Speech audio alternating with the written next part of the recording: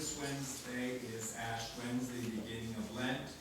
And on Ash Wednesday, we abstain from all meat, as we do every Friday. Hopefully, it's a sacrifice, but especially it's extremely serious during Lent. And you also fast. The fast is one complete meal and 2 half meals. So it can be 2 meals together. So that is Ash Wednesday. You need to start reminding yourself now, because easily you'll just get up and forget it's Ash Wednesday, and you'll start, eating and and having meat. No, we have to really be disciplined. Then on that day, there will be an 8:30 Latin Mass for the school in the church in the morning, 8:30. And then there will be a 6 o'clock Latin Mass here in the chapel, 6 o'clock on Wednesday. Then there, just to remind you that who are used to going to daily Mass during Lent, we have Mass here Monday through Thursday at 8:15. And then in Friday we have Latin Mass every other Friday. I'm going to see if we can't, for during Lent, get the school to go have the Latin Mass every Friday during Lent, so that we can have daily Mass at 8:15 in Latin. But there is Monday through Thursday right here. Then there's going to be a very wonderful Lenten mission that my very good friends, Father Shannon and Father Sean, they're going to come out from Kentucky, and they're going to give a mission, Lenten mission. And it's March 23rd, that's Sunday in the evening, through the 27th, that's Thursday. And Father Shannon used to be on EWTN all the time, TV, and whenever he had any talks or anything, people would buy his books and his talks more than anyone else. He is so excellent. They are such great speakers. And Father Sean, they're just wonderful, loving, kind priest, holy priest, and thank God that I got to talk them into coming out and giving a mission. There will need to be some help with feeding them, and because when I was in California, they came out there 2 times, and people were kind, and they prepared meals for them, took care of them, and stuff like that. So put that on your calendar. Nobody pacis et filii et Spiritui Sancti. Amen. They've done so many weddings, and the people at the weddings always love this 1 Corinthians 13. It's always what people want, about love. But I don't think after that day, it sounds so nice. Love, love, love. And after that day, they don't put it in practice because it's so difficult to put in practice. It sounds so nice. There's something so romantic about it. But it's such a difficult scripture to put in practice. And I would advise that we all have it, put it up on the wall and read it every day. Maybe during Lent, you could try that. Try putting this scripture into practice every day. Love. People are starving for love. All of us are starving for real love. That is one of the reasons I love being around holy people, because their love is way more sincere, and they're less likely to hurt me. Holy people have learned how to control their passions, and they have learned what real love is about. So we hear. Real love is about putting in action. We can talk great things, I can preach great things, I can do the Latin Mass, but if I don't have charity, and they talk about the word charity, there's a big difference between love and charity. Love is a sentimental feeling that's nice, but it comes and goes.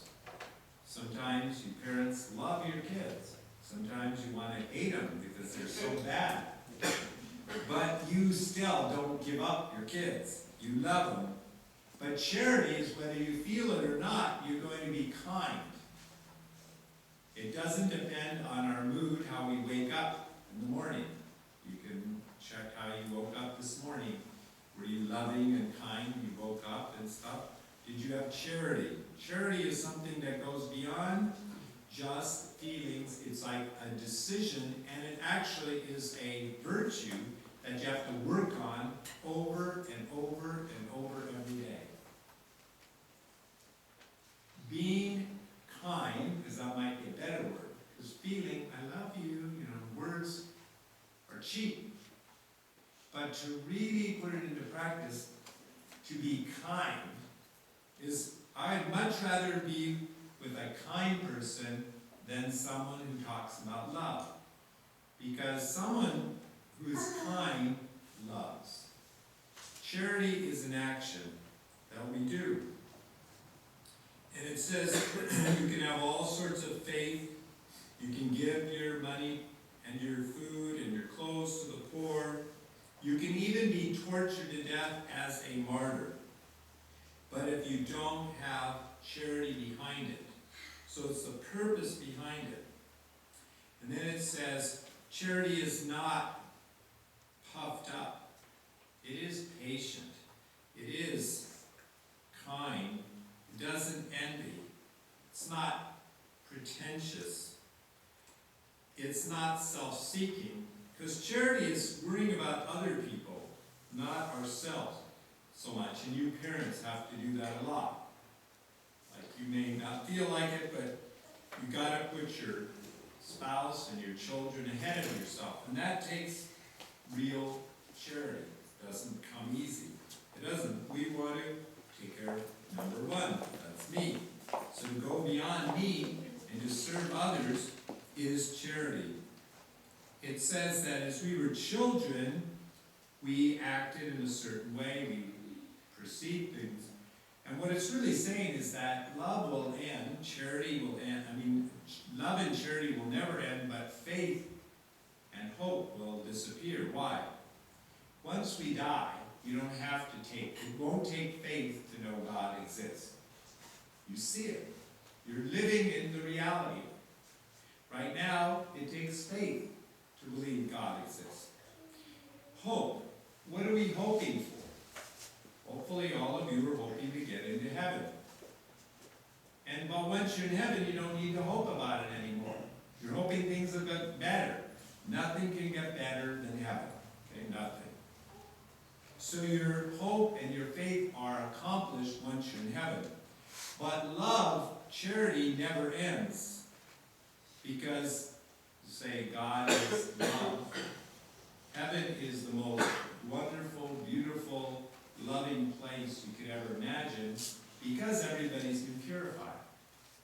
It'd be so wonderful to be in heaven because not one person will ever hurt you, ever.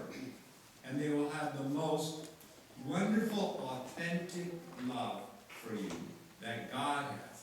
Because they've already gotten all their selfishness purged out of them in purgatory. That's why it's important to start working on charity right now. Because the more we are loving and kind, even when we don't feel it, and we have become purified. We don't have to be purified as much in purgatory. So then we see Jesus preparing for his death on the cross, and what gave him the ability, as he said, that he would be mocked, scourged, spit upon, then crucified and killed. How did he go through that? He did it out of charity for you and me. He says, I love you so much, and I'll show it in charity, and I'll let the Romans, the Jews, torture me to death, humiliate me, because I'm going to show true charity to you. As he said, no greater No greater love has a man than that he lays down his life for those he loves. That's true charity, laying down your life. As you know, husbands, lay down your lives for your wives. Wives, you lay down your lives for your husbands. Children, parents, you lay down your lives for your children. And children should lay down their lives, but we don't expect as much of children because they are more babyish, act spoiled, they're more selfish. But hopefully we're not. And going to all that we do spiritually. You come to this Holy Latin Mass. Hopefully you all pray the Rosary every day. We live good morals. And that is very important. But do we do it with love? Do we do it with charity? Or do we do it just because I'm better than you, or because I believe that this is better than that? We have to believe that morals are important, that the Latin Mass is important, that the Holy Rosary is important. But there's got to be love, and some people, criticize and say, those Latin Mass people, they are think they're better than thou. They think they're a cult. They're all this little group of people that are just, so, and they're very critical. That hasn't been my experience, but I'm sure we aren't careful, we can be that way. It is right that the Holy Latin Mass is much more pleasing to God because it's all towards loving and adoring Him, not us. But that doesn't mean that I have to be unloving and uncharitable to other people who haven't got that yet. It is right that we have to live very strict moral lives. It is right. But that doesn't mean I have to not love and have charity to other people, that I have to help to get to that moral life. It is right that the Holy Rosary is the minimum kind of prayer we can do. But at the same time, if the other people don't do it, my job is to try to help them to learn, to love it, to find it as a source of strength and miracles. We hear about the great miracle of the blind man, totally blind, and Jesus healed him out of, again, love, charity. And so God is capable of doing great miracles.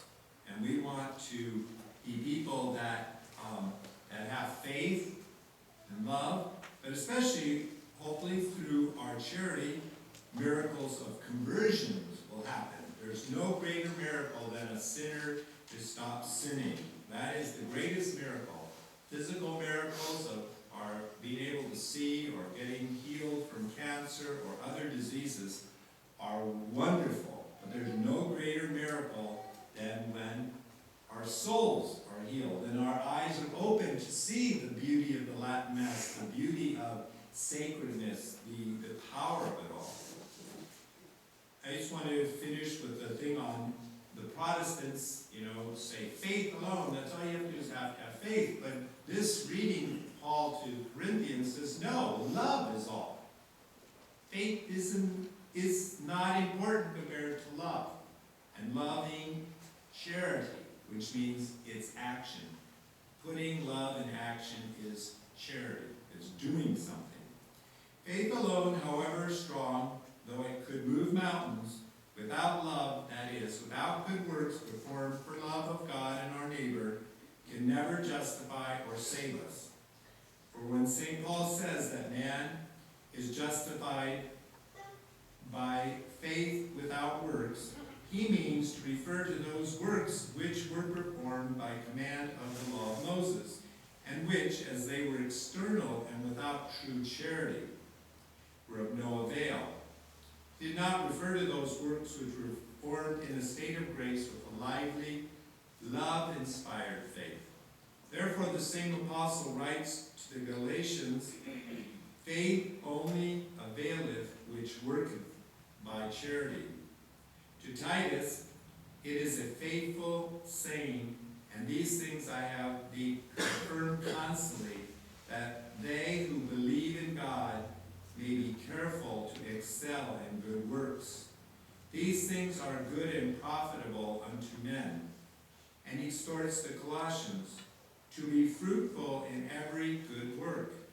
St. James confirms the same by saying, so faith, if it had no works, is dead in itself. By works man is justified, and not by faith alone.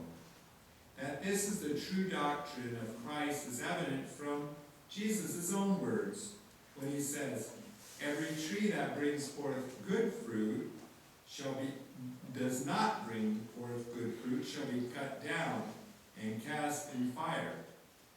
At the judgment day, Christ will demand good works from all men, and will not judge them only according to their faith, but by their good works, which true faith must always produce. Would Christ and his apostles demand good works if faith alone is sufficient? The devil also believes and trembles. They believe, but they are not saved, and their faith but increases their torments. Therefore, the assertion that faith without good works is sufficient for justification and salvation is plainly against the doctrine of Christ and his church, and must necessarily lead man to vice and misery, as shown by the history of the unhappy Protestants or heretics separated from the church ever since the 16th century. Omni Patris et Filii et Spiritus Sancti.